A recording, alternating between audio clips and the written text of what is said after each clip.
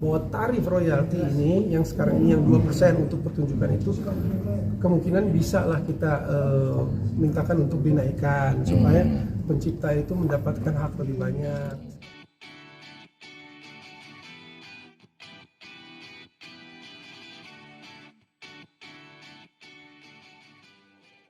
Kita mau mengusulkan sebetulnya tadi udah ada yang disebutkan juga bahwa tarif royalti ini yang sekarang ini yang 2% untuk pertunjukan itu kemungkinan bisa lah kita mintakan untuk dinaikkan supaya pencipta itu mendapatkan hak lebih banyak.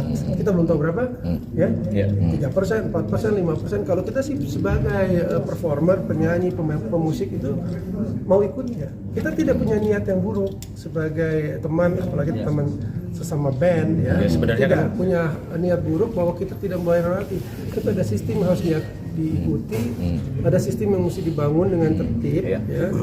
Dan ya itu moga-moga semua bisa berjalan dengan baik.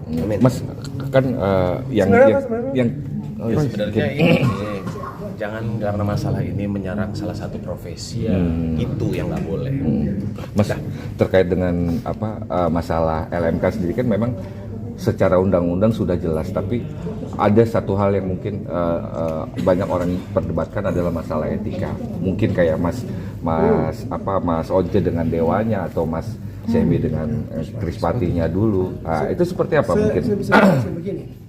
Undang-undang kita kan hidup bernegara ya. Nah, dalam hidup bernegara itu kita kan mengedepankan kepentingan banyak orang, kepentingan kita semua yang jumlahnya banyak ini dalam satu negara.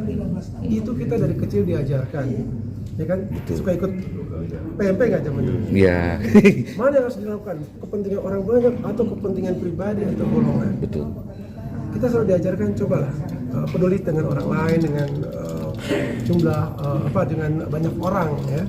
Maka itu ketika kita bernegara kita tunduk pada undang-undang yang berlaku supaya apa? Supaya negara yang kata negara hukum ini bisa menjalankan tugasnya melindungi kita, memakmurkan kita, mensejahterakan kita. Undang-undang itu banyak juga yang memang ada kekurangan kecil di sana sini, ya kan?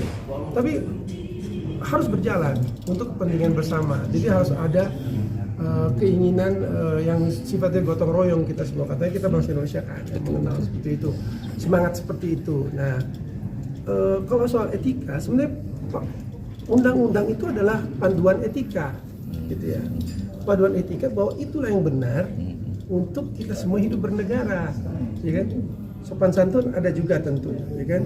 Nah, dalam undang-undang ada peraturan-peraturan di bawahnya, semua harus diikuti, ya kan, yang tertulis. Lalu kita melihat tidak ada masalah dengan itu, yang ada adalah penerapannya, penerapannya yang masih harus dibangun sistem ini. Kalau soal undang-undang tertulis tidak ada masalah itu, ya kan. Kita masih melihat kinerja daripada lembaga manajemen kolektif ini terus digalakkan, terus menjadi lebih hebat. Mereka sudah menunjukkan prestasi yang lumayan, meningkat sekitar 100 miliar dalam tahun terakhir ya. Katakanlah dari 80 miliar menjadi 180 miliar yang dikumpulkan, kalau saya nggak salah begitu. Jadi di luar daripada undang-undang yang tertulis itu kan ada kebiasaan, ya kan? Kita kan tunduk dalam kebiasaan-kebiasaan kan, ya kan? Kalau kita di mana ada kok kebiasaan negara aja ada, itu menjadi aturan, ya kan? Ada juga adat istiadat. Nah, masalahnya memang dalam konteks permasalahan kita ini belum ada kebiasaan untuk main band itu setiap kali mau manggung atau penyanyi itu setiap kali mau bernyanyi mesti minta izin. Ya. Kebiasaan itu pun belum ada, ya kan? Dalam bermasyarakat ini. Jadi itu kan ada dua tadi saya bilang, ada yang tertulis, ada yang merupakan kebiasaan. Sehingga ini menjadi apa? Ini menjadi relatif. Yang satu bilang nggak sopan, yang satu bilang oke aja kok, gitu kan. Apalagi ada undang-undang yang mengatur, gitu kan. Nah, ini menjadi satu yang relatif seperti itu.